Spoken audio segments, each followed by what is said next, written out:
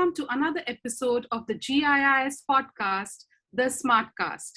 I am your host, Preeti Basant. Today, in this episode, we will be in conversation with the melodious and self-made singer, Kevin Rodrigues from GIIS Smart Campus. Kevin was enrolled in the first batch of 14 students at GIIS-Shekhar Ravjiani School of Music. 17-year-old Kevin is a passionate singer who has been an avid music lover since childhood.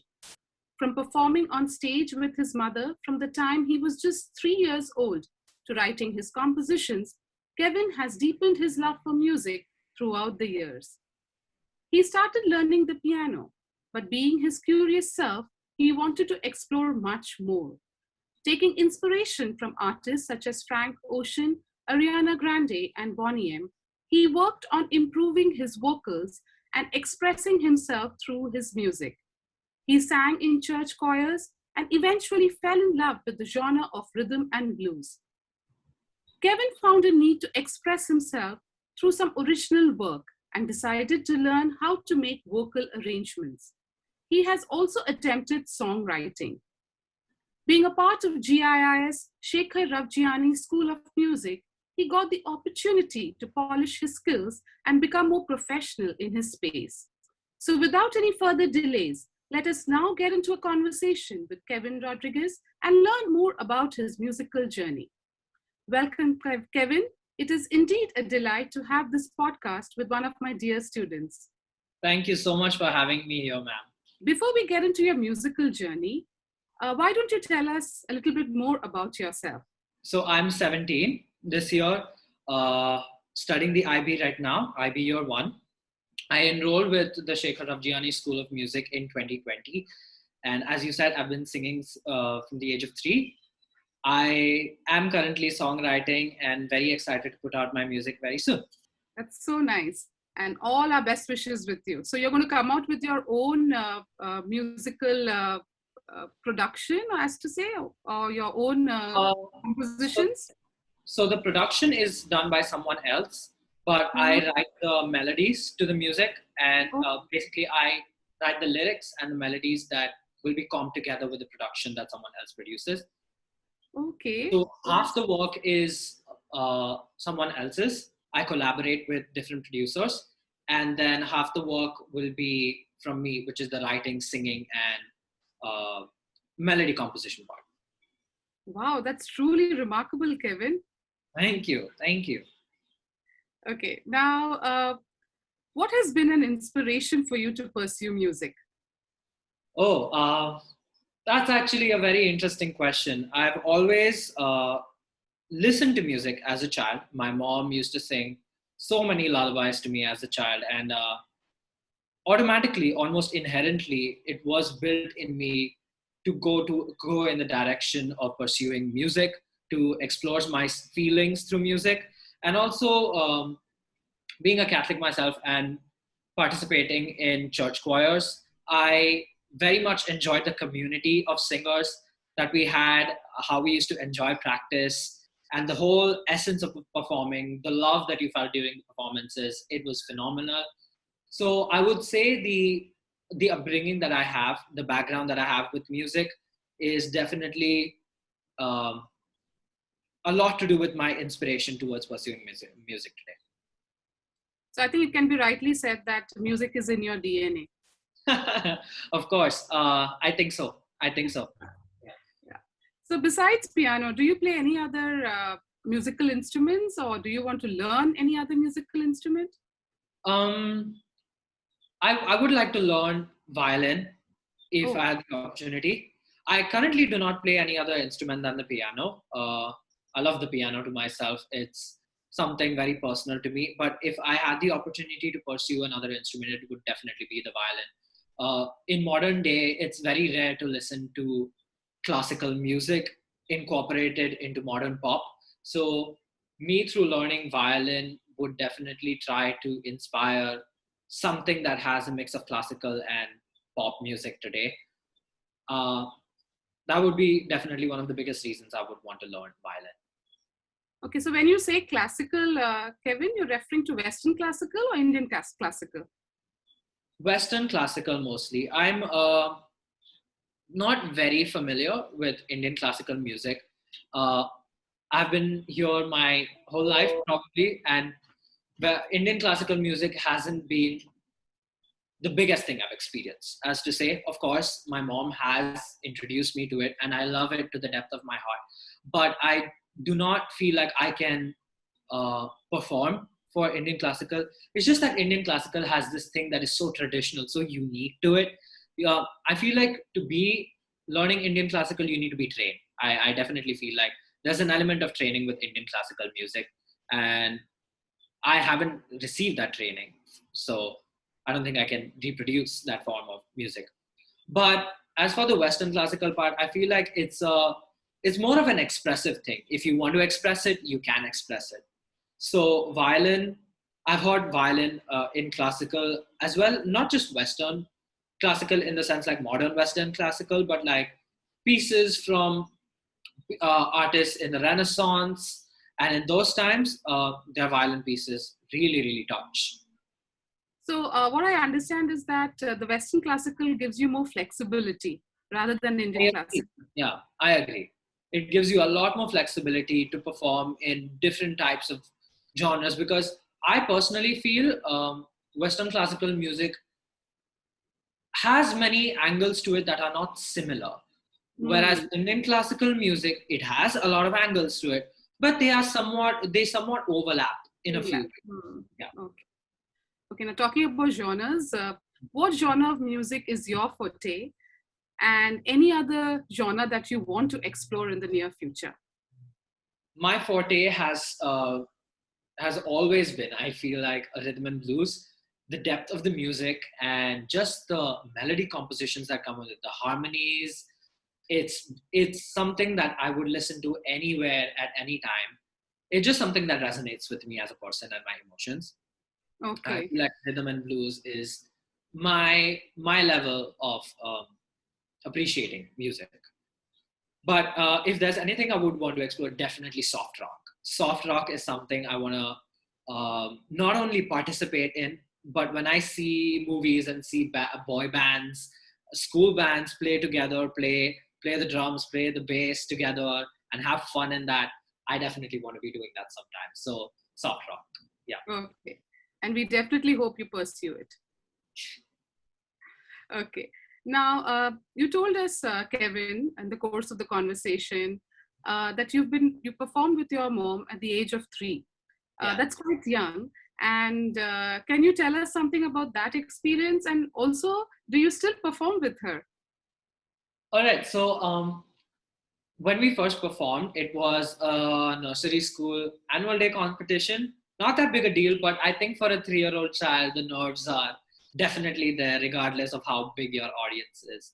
So my mom signed us up for the competition. I definitely had no idea as a 3-year-old that I'm going to be taking part of this, but I think that's the beauty of it, like when you're oblivious of what you're performing in front of, you just let your heart out and express whatever you can. So we sang this song called Yeshu Hai Sacha Gadariya. It's a Hindi Christian song.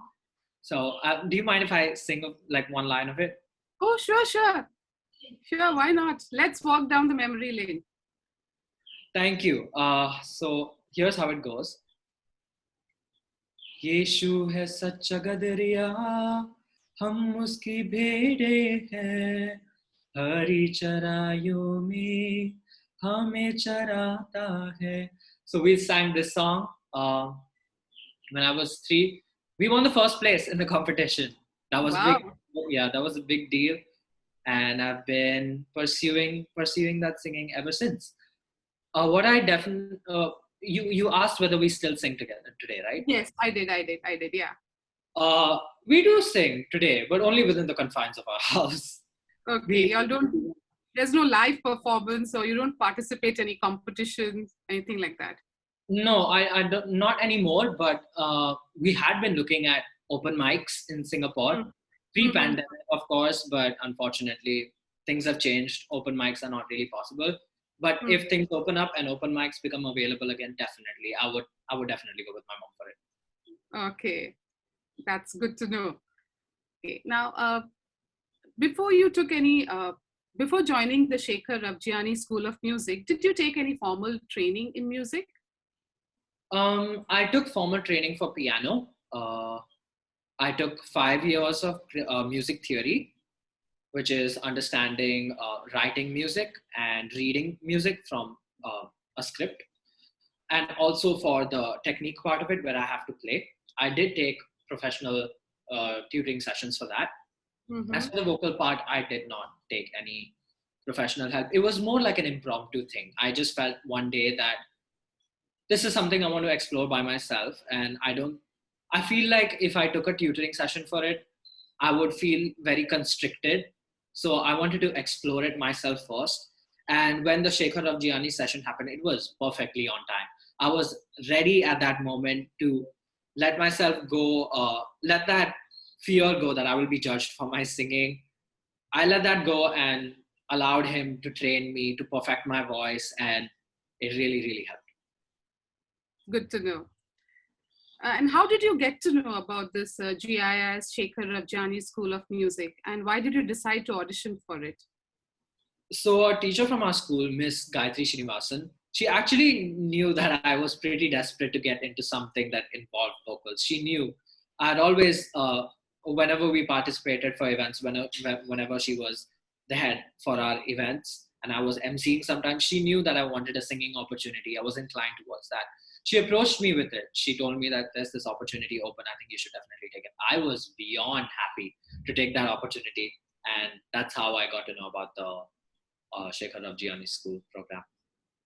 And tell us more about your selection process and what have you learned over this year at the music school? Right. So the selection process was nerve-wracking for me because it's the first time I'd ever given an audition per se. So the first time we had to take 3 audios of any song we like and post them to the person responsible, and then they'd send it up to Shekhar. So the first 3 songs I sang were "I Don't Care" by Ariana Grande, Whitney Houston's I don't recall the song right now, but it was a Whitney Houston song. I remember that for sure. And the last song I sang was one of my favorites, "Cyphered" by Frank Ocean. A beautiful, beautiful song. So I wanted to give in my all in that audition. I wanted to show him that, I'm capable of this. I can do this. I really wanted to get in. So I sent him the 3 best songs I could sing. Then the second round was even more nerve-wracking because we had to videotape ourselves doing a live performance. Oh, okay. Yeah, we didn't exactly get to take retakes on that one. So it is what it is. We just had to start filming and then send it to him. And it went well. And that's how then I got a message later that I have been selected for it. I was very happy, very, very happy to know. Yeah, I know. It was almost like a dream coming true for you, right? Yeah, a celebrity taking music classes for me, it is a very big dream come true. I agree. Yeah. And how has been your experience while being trained at the GIIS-Shekhar Ravjiani School of Music? Again, if I say any word to describe my experience, it's an understatement. Is beyond words. I cannot describe how honored I felt, firstly, to have this opportunity presented to me. It was, as you said, really a dream come true. I had to pinch myself once to make sure that this is happening. This is really happening. Having a personal Zoom session with Shekhar sir, such a renowned artist, unimaginable. It's something I could have only wished for. So during the experience, I was mentally biting my nails all the time. I didn't want to mess up and make him feel like I'm not incompetent, I'm not capable enough for this. I always wanted to be at my best. So he knew that from the very first call we had. He saw me and he knew, why is he so nervous? Like, I'm pretty sure that was the thought that was going through his head. He told me to relax, have an open conversation, and that one-to-one closure I got with him was precious. It was priceless. Having that conversation, being open enough and transparent enough to talk about what you're feeling. The first thing he would ask is how you're feeling today. which is something that really helped me open up about what my passions are, how I'd like to go about my music. So he's a very, very sweet person to talk to. Uh, and then the classes that followed about the technical stuff that followed about singing, I had to sing, and then he would give me criticisms for it.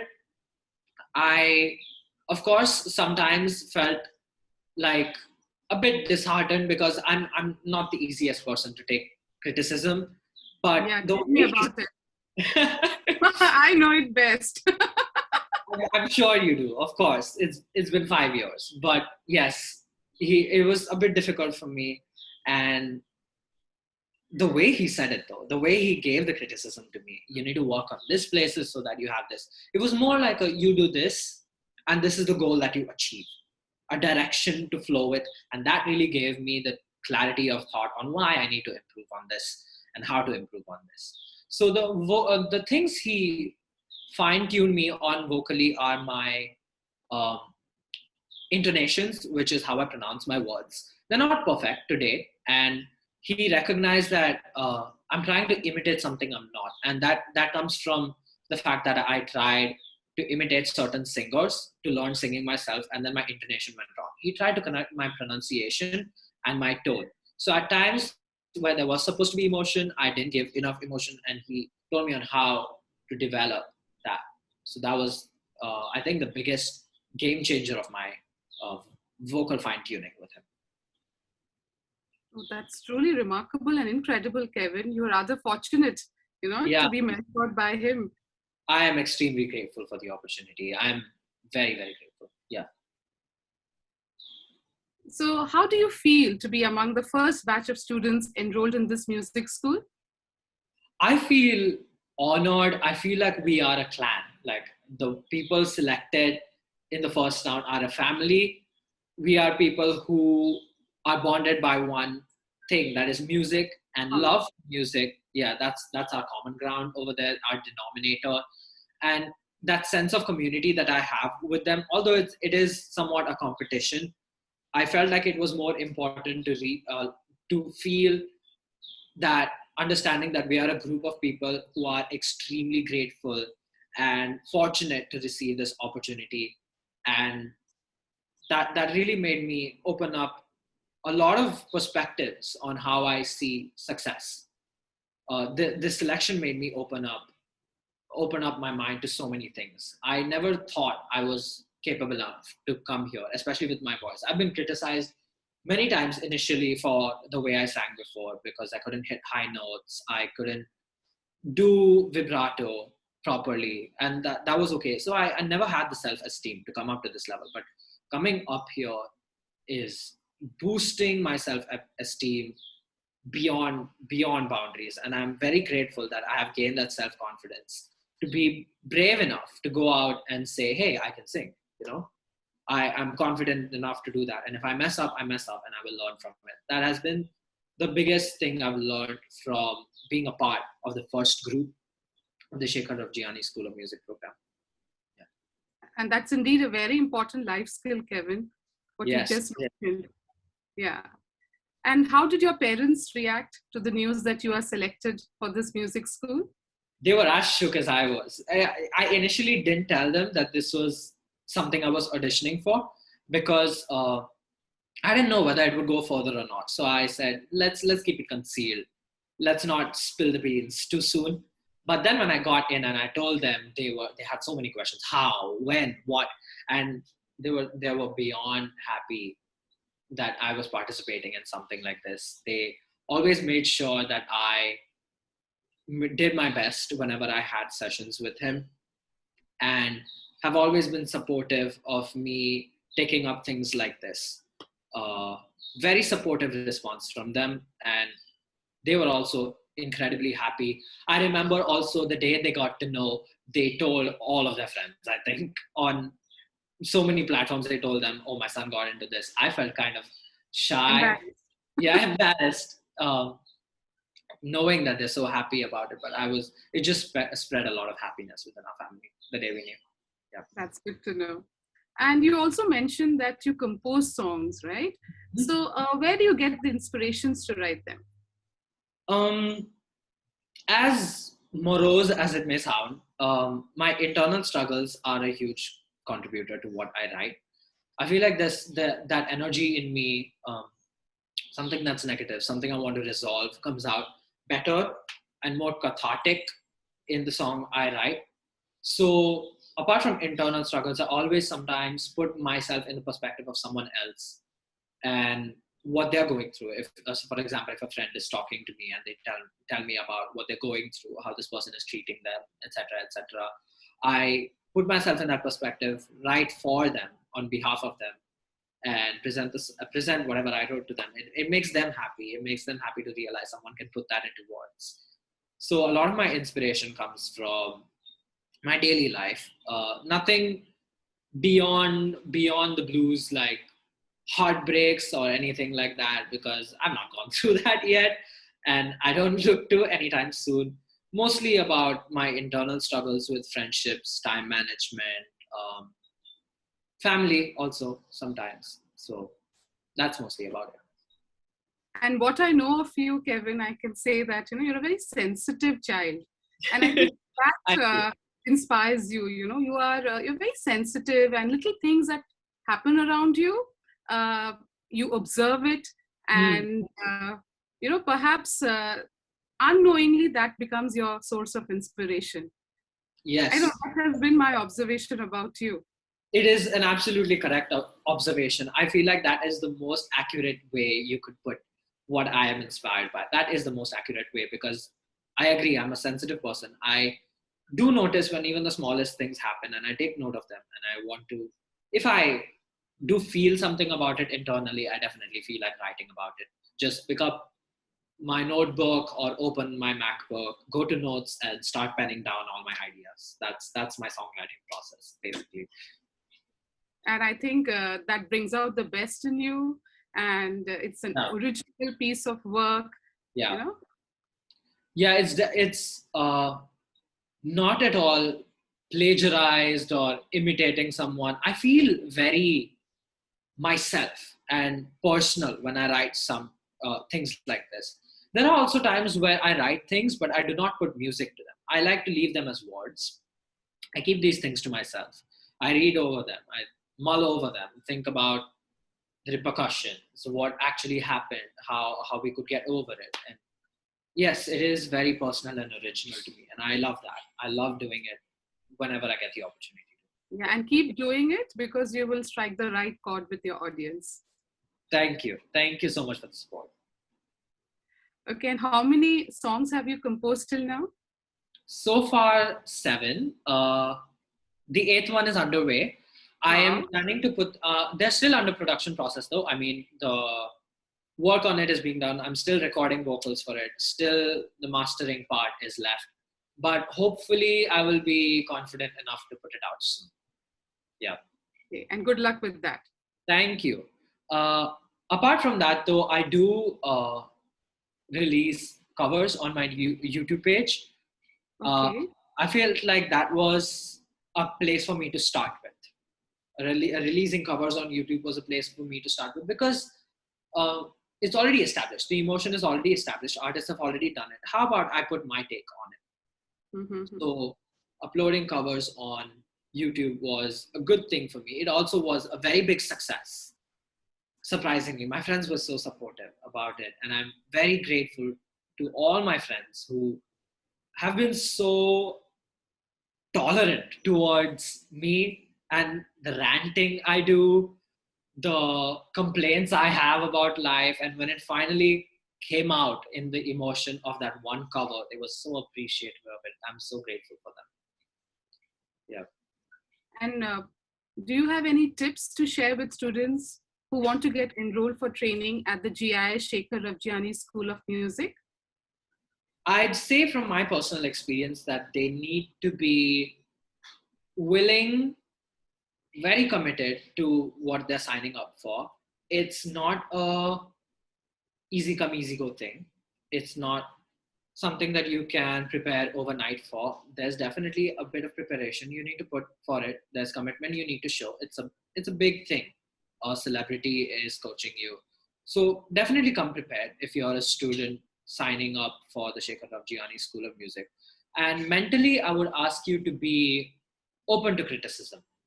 After all, that's all we're here for. In the School of Music, we are here to learn how to make ourselves better vocally, instrumentally.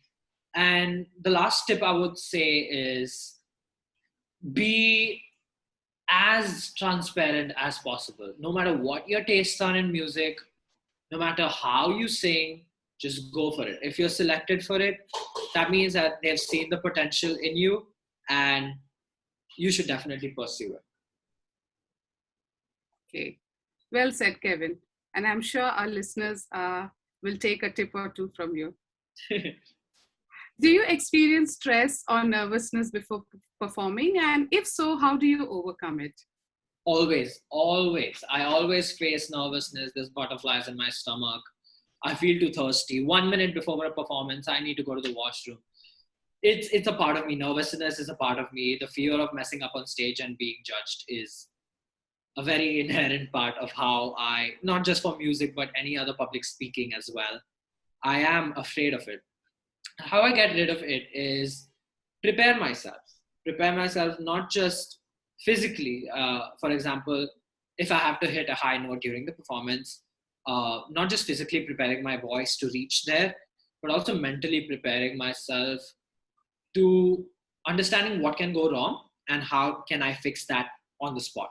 So if I'm prepared for it in advance, if it does happen on stage, I know what to do. And that's my strategy of coping with stress before a performance, because mostly the anxiety I have before a performance is related with doing something wrong, messing up a note, going off beat, not listening to the audio properly. So I make a list of things in my mind and I'm mentally prepared to counter those situations already.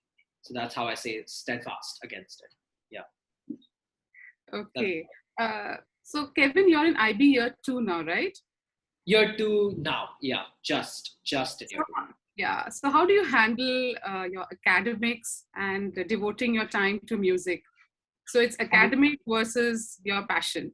So, how do you find time for both? I will definitely say it is difficult, very, very difficult to manage your time and do everything together. As an IB or 2 student, most IB or 1 students may also know, it is very hard to get any personal time for yourself. Forget pursuing your passion. Getting personal time for yourself is a rare thing now. But at the end of the day, if you really want something, you will get it. There's a saying in Hindi, I think. कल करना है तो आज करे सो अब. So Yeah. Kabir ke dohe. yes, that implies if you want to do something, you should definitely do it right now instead of waiting for it to happen later. At the same time, you also have to have your priorities straight. If you understand that you have an exam the next week, there's no way you are going to put your time into pursuing music, even if your mind really wants you to. You really have to set your priorities, and I think that's the best time management strategy. As business oriented as it may sound, you really have to make a pros and cons list of considering, if I do this, what are the repercussions of it. It's all about that. So your passion and your academics depends on the seesaw between what's what's more important at that moment. It's important to look at the short-term goals when considering such things rather than the long-term goal, because sometimes the bigger picture can be blinding. If you want to pursue this, I've personally experienced this also. I've wanted to write my third song before my first semester of IB Year 1. I wanted to do that because the ideas were brimming in my head. But I realized at that point of time, if I do this now, I'm going to sacrifice on my academics later, and that's going to have repercussions for me I do not want to exactly face. So that priority setting, that goal setting, getting your mind clear around what's important and what's not is an important management tool, I feel, to differentiating between your passion and your academics as a high school student, at least. Yes, true. I completely agree there. One must, even as an adult, we must know to prioritize Hmm. and work accordingly. And our short-term goals lead to our long-term goals. Yes. They're all interconnected. Yes, I definitely agree with that. Yeah. Then, Kevin, have you participated in any competition or reality shows? And how was that experience? I've not participated in any competitions or reality shows so far. My personal take on it is, it's a very personal opinion to me. I feel like I, as a person, do not want to go for competitive singing because, for me at least, that would ruin the point of art that I'm trying to express. I'm not singing to show that I am exceptional at it. I'm singing to convey something. I hope you understand where I'm going with this. Yes, yes.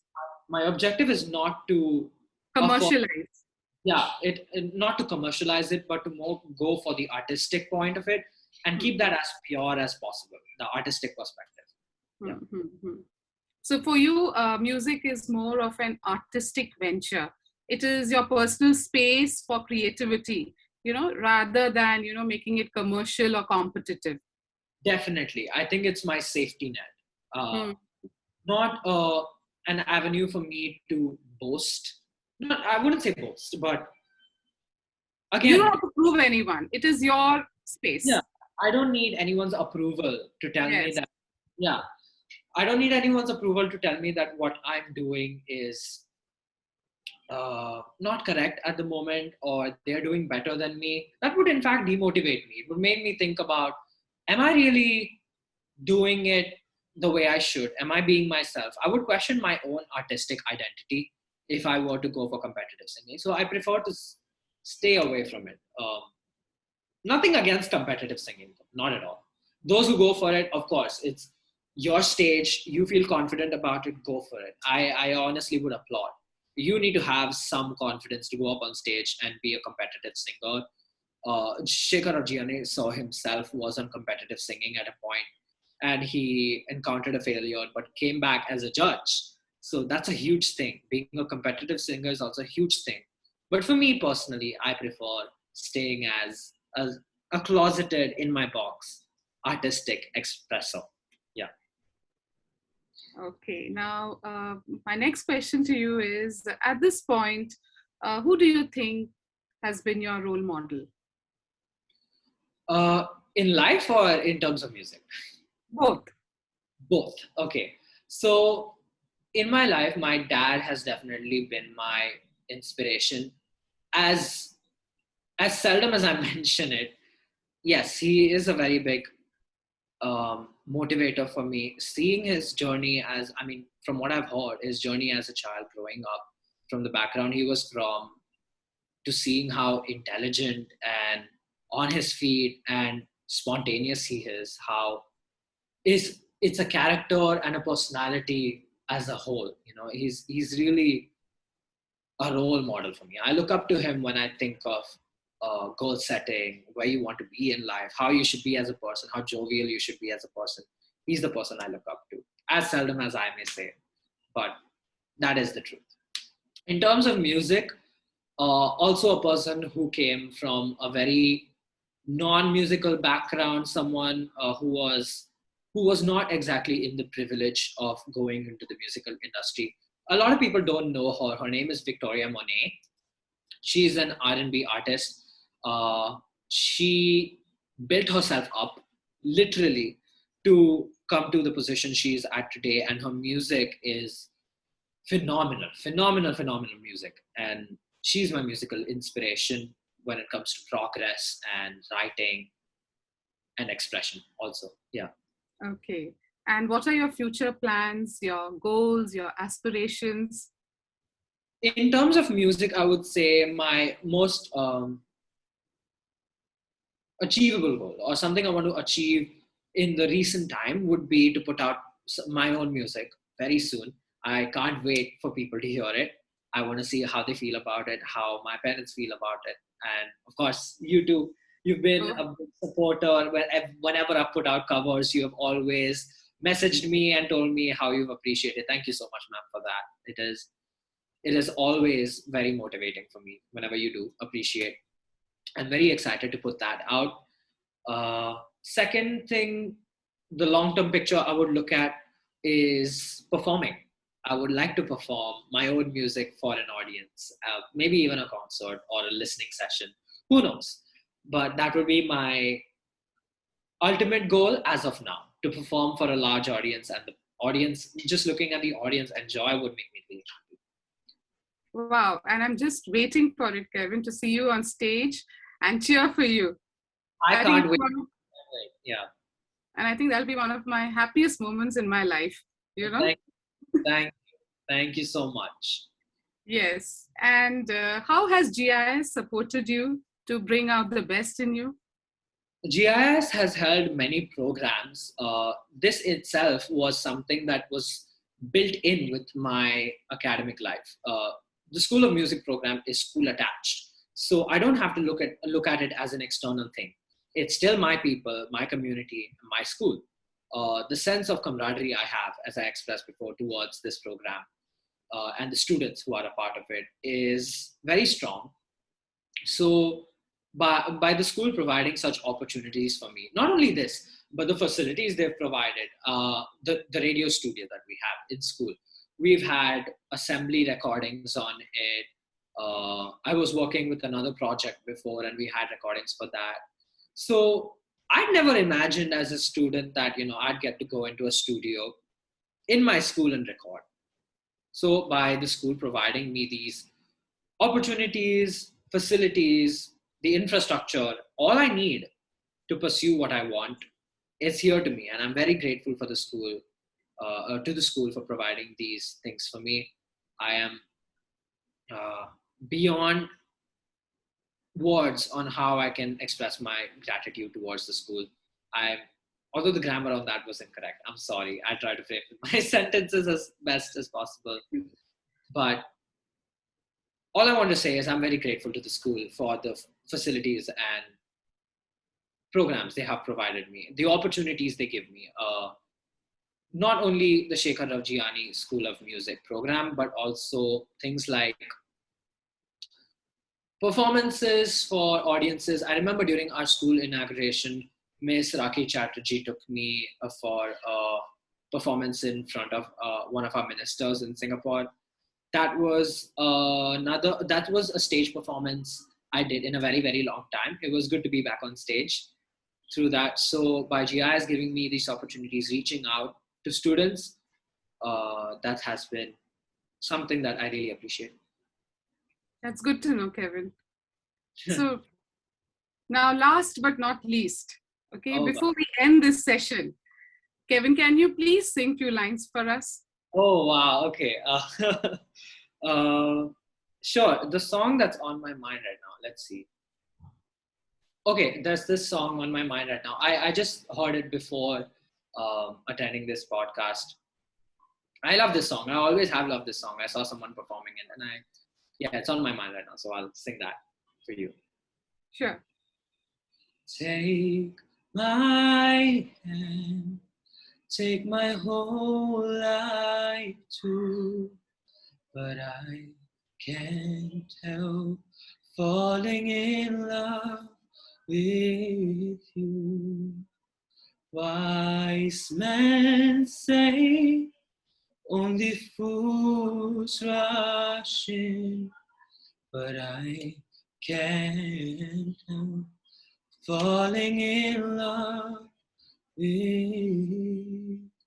you. I hope that's satisfactory enough.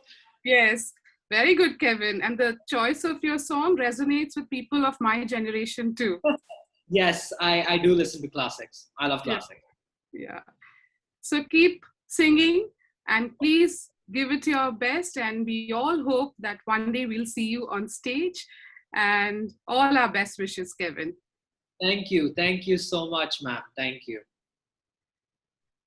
Thank you, Kevin, for joining us today and sharing your singing journey and your experiences at GIIS-Shekhar Ravjiani School of Music. It was amazing talking to you, and you have an incredible voice. Your enthusiasm and passion for music is an inspiration to all the self-made aspiring artists out there. I wish you all the very best in all your endeavors. Thanks to all our listeners for tuning in. This is your host, Preeti Basan, signing off. If you like this episode or have any comments or feedback, you can reach out to us at soundcloud.com/smartcast. Do follow us for more interesting and inspiring podcasts. Goodbye and stay safe.